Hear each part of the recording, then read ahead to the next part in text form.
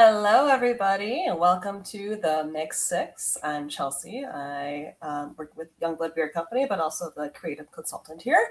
And we have our good friend Greg, who is the mastermind behind all of these things. Thank you. Uh, yeah, it's true. On that note, we will. What do we have tonight, Chelsea? Today, we're doing a little heavy because it is Women's Month. So we're going to go through the history of women in beer, the Pink Boot Society, Women's Beer and Spirits Collective, sustainability in beer, Maibocks, and the busy beer season beginning. Fun. So first off, we're going to hit up with the history of women in beer. Fun fact, it started about 4,000 years ago. There's records of women in ancient Egypt and Mesopotamia brewing beer. It was deemed a domestic task, therefore women took it over. So it was mainly women that brewed beer. And as it went along, further along, women became the tavern keepers because they were the one making the beer for the tavern. And this also was brought over to colonial U.S. when Britain was bringing over their citizens in this way. At this point, beer is drinking more than water because it was safer to consume. Their beer is boiled and gets all the nasty stuff out of water that they didn't know existed back then. And funny thing, Thomas Jefferson is credited for being like the founding home brewer. But it was actually his wife, Martha, that oversaw most of the brewing capabilities of their brewery. Unfortunately, by like the late 18th century, kind of around the Industrial Revolution kind of stage, it was more on decline. Men were stepping up to the plate, and now it's become the male-dominated industry that we see today. Back in 2012, there was a poll that said that only 12% of brewery staff members were male. At this point, is now up to 21 to 29%. Most of that still being in service staff, but obviously we see a lot of great women brewers, women owners, women sales. So it's nice to say that number is on the rise. Yeah, I don't have anything to add. I'm glad for the history lesson, and you know, It combines both my things. I love history and I love beer, so works out. absolutely. Um, So do I. so it brings us into the next topic, which is great, the Pink Boot Society. Hmm. This was started by Terry, I'm going to mess up her last name, Farndorf, in 2007. So Terry was on a 139-day guest brewing road trip across the country. And during that time, she connected with other women that were into the industry. And in 2008, she held a conference with all these women that she met, and they took a poll of what they wanted an organization to be for. They wanted it to see who it's going to benefit for. So they all said it's going to be for women beer professionals. So right then and there, they decided if you were a brewer, if you were a sales rep, if you were a beer tender, if you worked for the distributor, if you had anything to do with beer, you were more than welcome to join in. They currently raise money to help support and advance women and non-binary individuals within the fermented beverage industry. And we've actually done a couple events this month to help raise money for them as well. This society is also near and dear to my heart. I was in it 3 or 4 years ago. Actually, no, this was 6 years ago. The restaurant I worked at, we did catering for one of their events at Black Husky. And that was the first time I've heard of Pink Boots. I joined it a year later. That's where I met our friend Maggie and Miranda, who works for Working Draft as a brewer. So it's a really great way of helping women get a leg up in the industry and to network. I mean, it's always nice to meet fellow women in the industry. Yeah. So can we talk about the structure of it, because it's a national organization, right? But we have It is. like chapters in each There's state, or how does that work? Yeah, so it's a national organization. Each state does have its own chapter. For the longest time, Wisconsin's chapter was kind of focused in Milwaukee, but now that Tracy is our new president for Pink Boot Society, Um, she is taking a lead on it. She's actually invited a group of Pink Boots Society past and current members to meet up at her brewery on in May, so we can go through just all the fun things that we go through. A lot of times there's like off tasting training. There's talking about brewery. A lot of times we go get together and actually brew beer together. Um, so it's a really cool little group. So like I said, Tracy's the president. We usually have a marketing person, treasury. So it's a nice little conglomerate of people that keep the society running for us. And there's always also a conference every year. I believe this year it's going to be in New Orleans. So all the chapters throughout the United States go and meet and discuss and sit through talks and everything like that. So it's a lot of fun. Sounds like a lot of fun. And I'm sorry, going to Canada here, as the map shows. Um, Tracy's supposed to be in Canada. I mean, nah, it's not, but it's really Boulder Junction is up there. And there well, we can punch the classic collaboration brew, class of 25 collaboration brew also. But yeah, so Tracy is just appointed, right? The Pink Yeah. Boots from and how do y'all get the word out? I noticed I think a lot of people know about the collabs, right? Yes. A lot of times we do collabs specifically for Women's Month.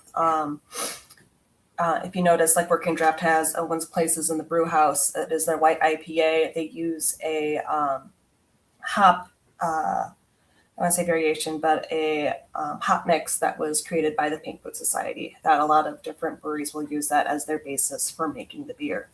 Um, I believe Indeed also did it. There's called the Glass Ceiling Smasher. Could be wrong in that. And then Kelsey over at Lakefront, she always does something fun with it too, but I don't know the name of the beer off the top of their head. And does Tracy get to do this for, what is it? Is there a term there? It's about a year. Typically, they'll hold elections with the current members. Most of the time, it's the same people in place for a while until they're kind of like, you know what, I got other things I need to worry about. Samantha Danon from Third Space, she was previous president.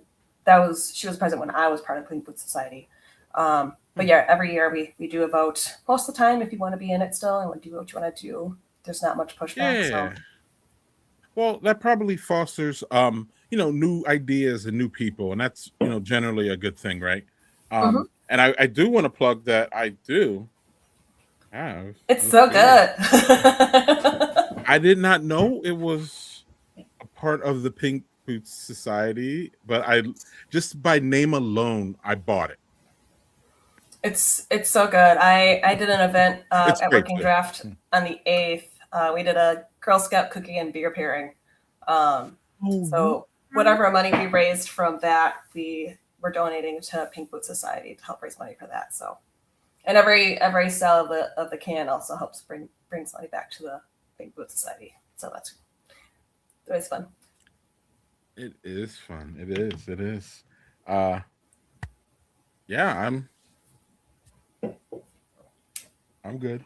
And since we're still on the conversation of Tracy and Boulder Mm-hmm. Junction, Yeah. they are some of the breweries that care about sustainability within their um, brewery stuff.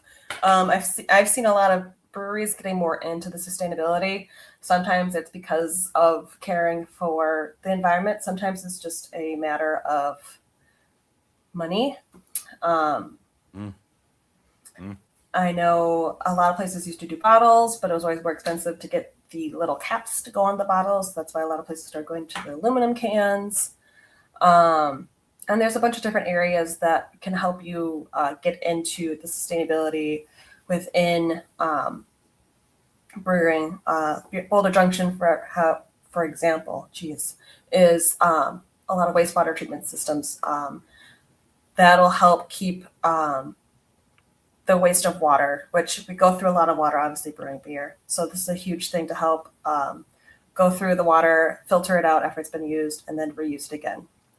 Um, Mm-hmm. Mm-hmm. there are some places that go to cardboard packaging instead of the plastic pack tex because cardboard packaging is a lot more sustainable rather than pack tex because the pack tex has to be recycled in a certain way.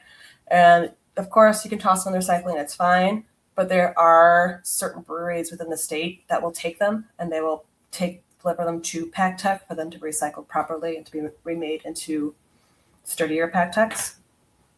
Um, and there's also another brewery that I know of, Lakefront. They are B Corp certified, um, which means that they had to pass some very high end standards. They had to social, environmental performances, accountability, and transparency. They were certified B Corp, I want to say, in 2023.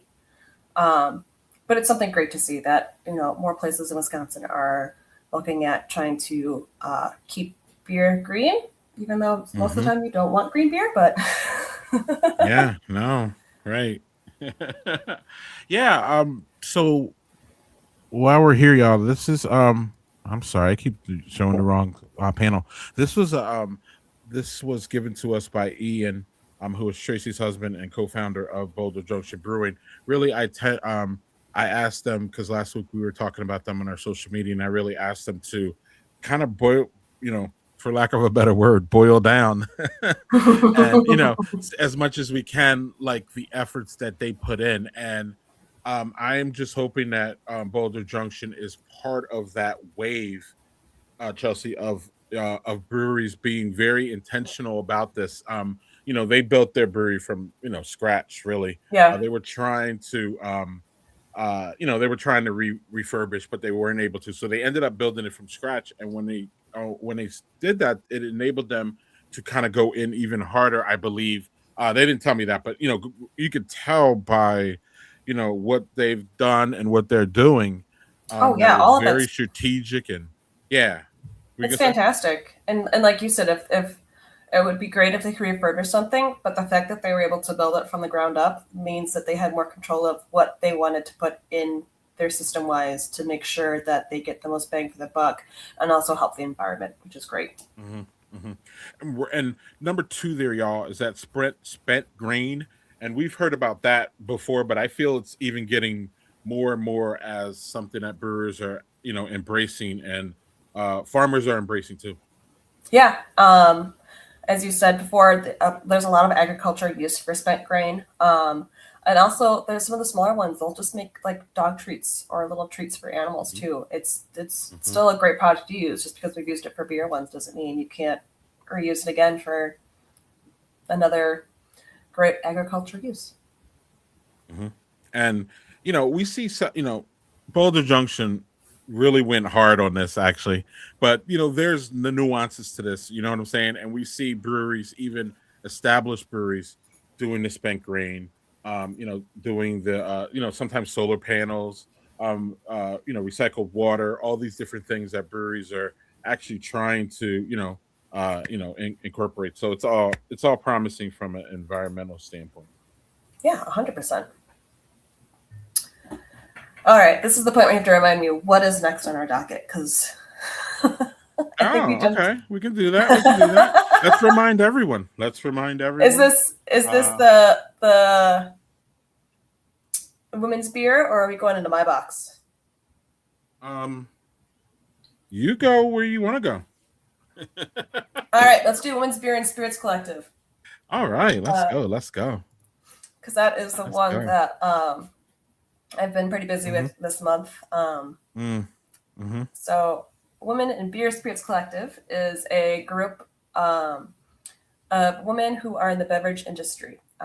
Every March and October, we raise money for uh, organizations throughout Wisconsin that help women advance and protect women's rights. Some of the money we raise for is 9 to 5 org, Days, Lotus Legal Fund, Surgeon House, and Wisconsin Women's Network. And we don't just do these events just in Milwaukee or Madison. We've done a couple up in the Fox Valley area too, as well as Green Bay. It's probably our busiest month until like summer season begins for us. I believe this month we have 27 events throughout the month, and that's between, I believe there's 11 or 12 of us that are within the program. Might be more now. Oh, Amanda, hi. Amanda is also one of the reps that helps us out with the Women's Beer and Spirits Collective. She is the new rep for Big Grove Brewery out of Iowa. Nice. Okay. But yeah, so we're, like I said earlier in the show, we're coming down to the end of the month for us. We're not as bright-eyed and bushy-eyed in these pictures, but we do have a couple of events coming up, which we'll get into at the end of the show. But if anybody has time to come out to them, it's always a good time. It's a blast, and we raise money for a good cause. And how does this look as far as, what's the difference between this and Pink Boots? Because we just talked about Pink Boots. Sure. Pink Boots is just strictly beer. Whereas we are opened up to spirits as well. We have a couple of people that work with us with Brown Foreman, so they cover. We got Jack Daniels. We have Tullamore Dew. So we invite women that are in the spirits industry to help out as well, because that's just as difficult industry to get into as beer is. And I'm sorry. Oh no, you go.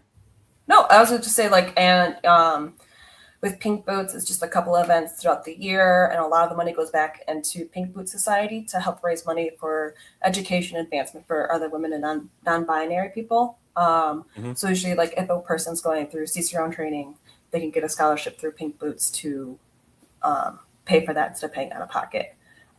With Women's Beer and Spirits Collective, a lot of time we're raising money for nonprofits in the area. Days is an excellent example. It's domestic abuse and intervention services in Madison area. So we'll raise money for specific events and donate the money to them on behalf of other people. So yes, these are events that we have coming up. Tomorrow in Highland House in Mequon, Wisconsin, we'll be doing a happy hour. We'll be having Founders, Athletic Brewing, Guinness, Three Floyds, Three Sheeps, and Youngblood will be there. As you can see at the very bottom, $1 per pint from any of those beers will be donated to the Lotus Legal Fund. Also, Wednesday in Madison, we are going to Beer Rock. It'll be Youngblood and Big Grove Brewery. We'll be doing a 50-50 raffle for some awesome brewery swag. And then our two big events for the end of the month, we have a meat raffle and silent auction at Dexter's on the 29th. That'll be at 11 a.m. to 6 p.m. And that's one of our bigger events. It's like our last hurrah here in Madison. All the money for them will go to Days. And then in Milwaukee, Bernhardt's is our closing event. And they've been pretty good about the last week of the month of doing $1 per pint from Guinness, Youngblood, or Three Sheeps. And that'll also go to the Lotus Legal Fund. So let's go. Excellent. And then, you said things calmed down a little bit, but what can we expect out of y'all for the rest of the year, maybe? Typically in October, we'll do smaller events for domestic abuse awareness for women. But usually that's like just a little whoop. And then November, some of us help out with Movember events. December, we all meet back up again to talk events. And then January, February is all of us running around trying to get everything planned out and crossing fingers. And all right. It's fun. I want to talk to y'all about getting us involved somehow. That'd be fun. I would love that. That'd be great. Let's go. The thing is, I'm also a part of this, so yeah. I know. I know some people. Also, what I know about Chelsea is unless you have more to say, I No, go know for it. one of your things. I know you love spring and spring beers, right? And Yeah, spring and how summer and yeah, and this is a style you apparently wanted to talk about today. it is because it's perfect. We're, despite the blizzard we had last week and then the weird 80-degree weather, spring is coming, and my box are a great time to celebrate that. These are typically German lagers that are brewed for spring. Um, so it's a little bit lighter, more refreshing. They still have a little bit of bitterness, but it's kind of balanced out with a rich malty crisp profile. They typically sit at 6 to 8%. Kind of depends on how heavy you're looking for. And honestly, they're one of my favorite beers to have. Honestly, the Lakefront Maibach is a great one. I've will usually try and grab a 6 pack of that when I can. Mm-hmm. Mm-hmm. Capital's always been well known for their Maibach, and of course, it's a German beer, True. so I have to go with like True. Ayinger or um, Hoffenbrau as well. But as soon as I see my box hitting the shelves, I'm like, yes, no more Mm-hmm. snow. So I got a couple of things to say here. Number one, I have to acknowledge I'm not coming at y'all, but I have to acknowledge this is a seasonal creep beer. Like my it, box should it's be the beginning. okay, It's the spring okay. version of Oktoberfest. Yeah, yeah, this feels like Oktoberfest in July for me a little bit, like a little bit. But it's also wishful thinking, in my opinion. I see them coming out here in Wisconsin, and y'all like, I don't care what Phil said in Sun Prairie, right? It's no, it's not Phil. It's who's the guy in Sun Prairie that comes out and tells us that Oh, the groundhog. yeah, that comes out and tells us, well, he said 6 more weeks.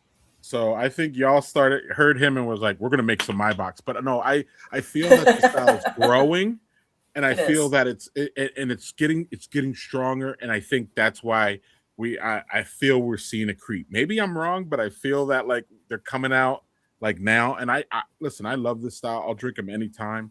I just wanted to make sure that we have enough, but we will have enough, Chelsea, because the Badger Beer Report brewed a Maibach called New Kids on the Maibach, y'all. Look And at it is that. actually coming out in May, believe it or not. Uh, but just a little shot at y'all. But no. But so this one will still be around in May. It's coming out in May. It'll be at Boulder Junction, Mobcraft, Vault, probably four more breweries that I won't remember. Fond du Lac Brewing, Brewed Omen. And it's just going to be great. Y'all can find out all these details on badgerbeerreport.com and Badger Beer, all the social media. Um, and yeah, it's going to be a good time, fun. And I'll actually be at Boulder Junction, and hopefully, I'll be there for the release of that. So Oh, yeah, nice. I my box are fun. All of your local breweries have them. Chelsea just accented some of the better, or respectfully, some of the ones that she liked. Actually, I'll say there's some of the better ones. Because this one from Lakefront, in my opinion, is one of the best that we got in the state. Yeah. And we got a lot of really good my box in the state, including the Capital One, like Chelsea said. And then, of course, again, you can always grab Eyinger. But yeah, it's just an emerging style, and I think it's in that lager area. As far as like the surge of lagers, and yeah, it's just a fun one, and I can't wait for us to debut ours. But I can't wait for is crazy old young blood doing one this year. Oh man, I don't know off the top of my head. Right now, we're Okay, obviously okay. we're in the midst of moving. So Right. And y'all are also like, I poke fun at y'all and Kyle all the time about the styles. As I poke fun though, y'all, I'm drinking all of them. So so I mean, I also same. let's yeah, well what's going on there? Let's see it. This is the gesticulating storyteller. It Oh, is y'all guys and a your names. oh man. If Wait. you could Can you see put the that? list of names we have, it's insane. This is a Yeah. Do you raspberry mind putting that cheesecake back up because sour. I want to see that can art? It's beautiful. Oh yeah, isn't it gorgeous? I love the pinks and the blues with it. Oh, it's so pretty. Wow. We're Okay. actually coming out with a gluten-free passion fruit punch sour. It's called Pony Club. It's beautiful. I'm so excited. It's actually hitting at AmFam Stadium for opening day. So if you or any of your friends are out there, grab a picture, send it to us because we want to see it. We want to see it out in the Big wild, win for Youngblood. Big win for right? Youngblood. That is great. That's great. That's great. I love it. Love to hear it. Love to hear it. And that leads us to obviously my Maibach leads us to what, Chelsea? The best time of the year, summer busy season. Oh, Um, okay. the beer gardens are opening. People are going Mm. outside. It's patio season. It's my favorite season. I love sitting outside and drinking a beer. Um, it's also just crazy insane for distributors and sales reps for the breweries as well. This is like our big go time. This is when we're getting permanent lines, trying to, do as many tap takeovers, trying to, you know, try to get on top of the beautiful weather that we only have like what 3 months maybe before Mm-hmm. it starts getting cold and weird and rainy. Mm-hmm. um, Mm-hmm. yeah, this is the time that a lot of places are coming out with their lighter beers. And I mean, we do beer sales obviously are okay during the fall and winter time, but spring and summer, nothing beats grabbing a 4 pack or a 6 pack or a 12 pack of your favorite beer and just crushing them outside, watching the beautiful sunsets, or and just having a good time. Like I remember having just bringing beer with me to the beach and hanging out with friends and having a good time. Um, and even as a rep now, like it's a little slow right now. It's going to be slow for about a month, but then it's going to be constant tap takeovers. It's going to be patio fun. It's going to be a lot of busyness, which is great. And this is also when a lot of our beer festivals happen. I mean, there's Door County Brew Fest in June. There's New Glarus Beer Fest in June as well. And then our everyone's favorite, Great Taste. So Mm-hmm. it's always a rocking time. I'm so excited. I also thrive in chaos. So the busier that I am, the more fun that I have. Uh, so couple things here. Number one, so you are confirming here, right, that the busiest season for our breweries is this window that's coming up here with April to what? September? I would say typically to September, October. Okay. Um, just because, like I said, that's when people are grabbing the beers. When it gets to the holidays, most people try to gravitate towards their favorite beers, specifically if they're going to family outings or visiting friends or anything like that. Um, they tend to go to what they know, what they like. Whereas spring and summertime, a lot of people are like, I'm going to try this. I'm going to try this. I'm going to try this. I'm going to try this. Mm. So there's a lot more adventureful people in the spring and summertime. Um, yeah. Also, I'm is I feel correlation between, and I don't think we talk about this enough, and so maybe I'm wrong and I'm missing something, or maybe it's just something we don't talk about. Is it seems like that window of time correlates with the tourism industry here in Wisconsin? Is there a connection you feel? I think so. I mean, it's definitely. I mean, sports. People are coming out for the sports games. People are coming out Mhm. for, like you said, like the great weather. Wisconsin has a great tourist time during the summertime, especially when you're along Lake Michigan. Plenty of Okay. opportunities to take a boat from like Milwaukee, you hit Kenosha, and you hit Chicago Mhm. afterwards. Um, Door County is obviously there. It's the busiest time for them. Typically, most places aren't even open or open limited hours until probably mid-April, early May, and then they're go go go until October. So that's also a time when we are up where as sales reps are up there trying to get placements of like buy our beer please. Yeah, I visited Door County in November last year, and what I heard from a few owners was I asked them how things went this summer, and they said, "quote ripping, quote great." Yeah. The one goes on to say that I charge the premium for my beer, and I have no problem selling it. Yeah. So there is that level of for what I deduced from that, and actually what we were talking about a little bit was that when you're in Door County specifically, or when you're at tourism, kind of those budget restraints that you might have had in December, you certainly don't have when you're up in Door County. I don't know if you want to talk about that, and that's what I was talking about as far as tourism. And then there's also that level of like, I think, don't does New Glarus sell more spotted cow to people in Illinois than they do in Wisconsin or Oh my something gosh, weird they like do. that? Right, all right. So I have a speak story to about both that of them too. actually. Yeah, speak to both of them if you want. I mean, we could sit here all day and talk about this because I'm fascinated by this as much as you are. So honestly, I think a good point that you brought up was that more people are willing to spend money in the summertime and springtime to buy beer, and I think it's because during the holidays they're buying presents, they're traveling a lot, they're doing all that stuff. Where in the summertime, you know, for my family, going to Wisconsin Dells is a hour trip. It takes us an hour to get there, so it doesn't really bother us. We can stay a couple nights for cheap, and so we can spend that money on getting beer and having a good time. Whereas the holidays, I mean, we have family in St. Louis. That's an 8 hour car drive for us, and by the time we're there, we're tired. We don't want to do anything. So I Mm-hmm. think it's that idea that they're not spending as much money during the summertime because there's no big spending holidays. You're not going out buying $100 worth of presents for July. Um, you're going to wherever you see fireworks and bringing some beer with you and having a good time. Mm-hmm. Mm-hmm. So is that Um, it's there's a little not extra, but there's more funds for fun, if that makes sense, in those yes, summer months, is what you're saying.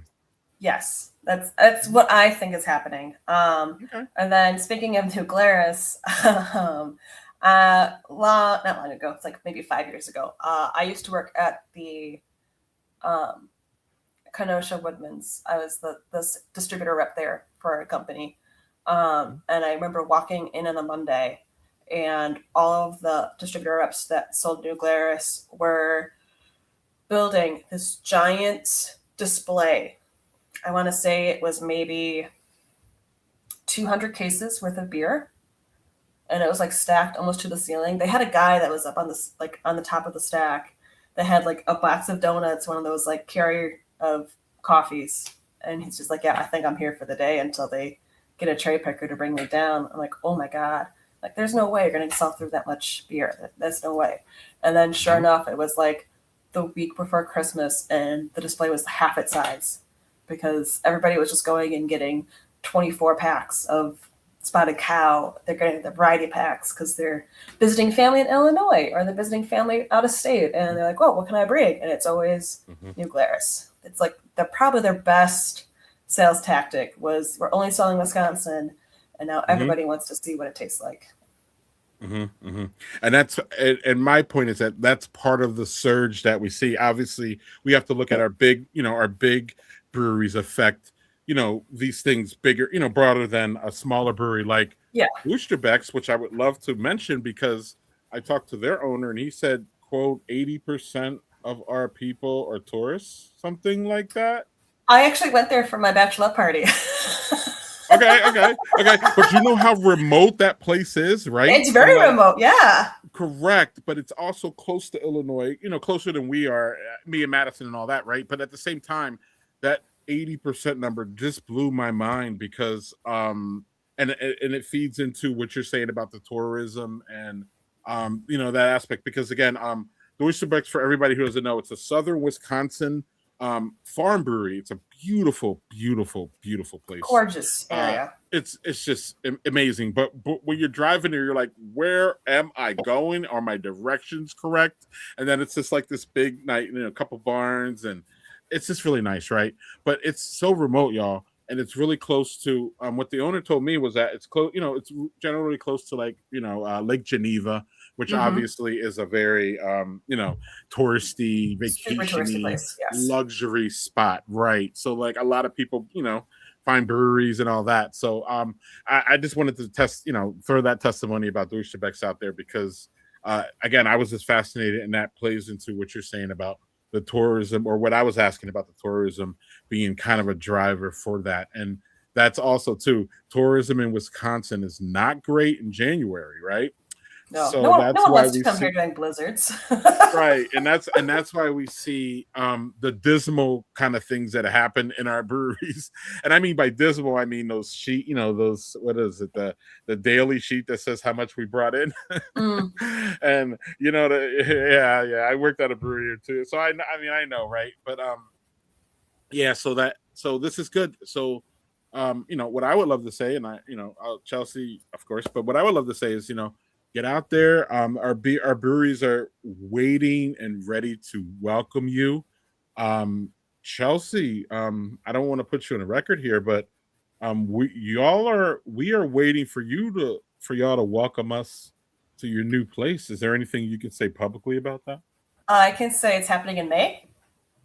Oh, We don't have okay. a date set in stone yet, but Mhm. we're in the midst of getting all the things changed up. So And we're for hoping for. those not in the know, what exactly are we talking about? Oh, we're talking about Youngblood's new tap room and production facility that's being built in DeForest.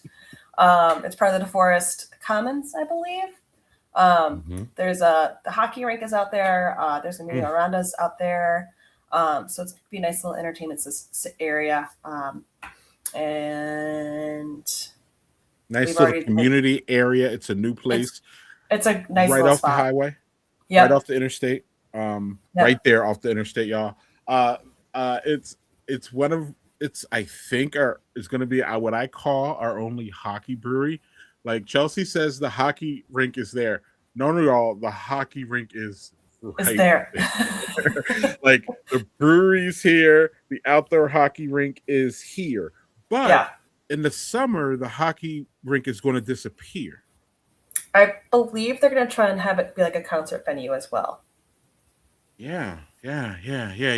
Which would be obviously a boon for in my opinion, the concert goers because they get to drink Youngblood beer, but Yes. also, also a boon for Youngblood, and also in that area, y'all. There's an indoor hockey rink, and then there is a outdoor hockey rink. Is what we're talking about. The outdoor hockey rink is the one that's really close, but the indoor hockey rink is an eye shot. It's what 200 feet or something Yeah. away from It's a Youngblood. short walk. So yeah. And then it's like what another 200 feet to like residential. I Yeah. think condos or apartments. So it's Yeah, I going to think be something really like nice that. for.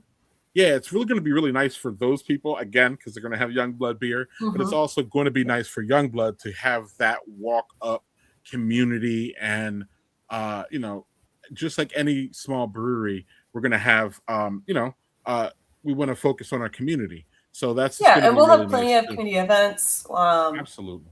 Our owner Billy, he loves hockey. His daughters play hockey in Waukesha. So we've already been talking to a couple people about maybe doing some collab beers next year, just to tie it all together. Nice. Hockey beers. Let's go. Let's go. And is there anything else you would like to mention, Chelsea? Are we getting out of here? Or? I think the one last thing we have to talk about is the Patreon. Oh yeah. Badger Beer Report just opened up a Patreon a couple weeks ago. Joel has been working behind the scenes really hard on this content, y'all. We have a weekly newsletter that is full of events, uh, interviews you only find there, and other things about Wisconsin beer scene. And Joel is starting a video series called Flights, where he has a flight with an owner and an owner of a brewery, and they talk about each beer and they go into depth. So that's going to be fun. I drop rumors and hints and different things that Chelsea, we hear, but we can't be saying in public. I know that very well. Right, right, because I get some of that stuff from you. Right. And then say, "Don't So talk about it." yeah, so it's fun, y'all. You can join for $0 just to check it. I think you get a little trial in there. We've been releasing some snippets and tidbits so y'all can follow our social media to find those out. And it's only going to get more robust. We're going to have podcasts. Podcast releases will come out there sooner. We're going to have our some of our video audio podcasts will be video on Patreon. So it's if y'all prefer to see the conversation as opposed to hear it like you would on our Spotify, you'll find it at our Patreon. So on that note, Chelsea, we end a very busy month for you beer wise. Yes. Well, But I actually, wouldn't have it you're going to anyway. end it. It's not even over. It's actually another week. Sorry, my bad. We're Don't. approaching the end of a crazy month for you. I can see And the of light at course, the end of the tunnel. and of course, as this is Chelsea has taken over the Mix Six, I will shut my mic and let you lead us out. I just want to say thank you so much for watching. Feel free to comment, and I hope to see you in the next one. Bye. Yeah, sometime in April, right? Yes. As long as I get my stuff situated, yes. No worries. No worries. Cheers. Thanks, Chelsea. Cheers.